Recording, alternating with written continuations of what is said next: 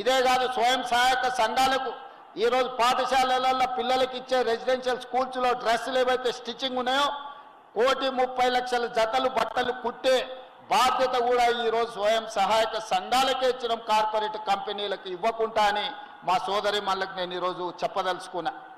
ఈరోజు ప్రభుత్వం వైపు నుంచి ఆడబిడ్డల్ని వంటింటి కుందేలుగా కాదు,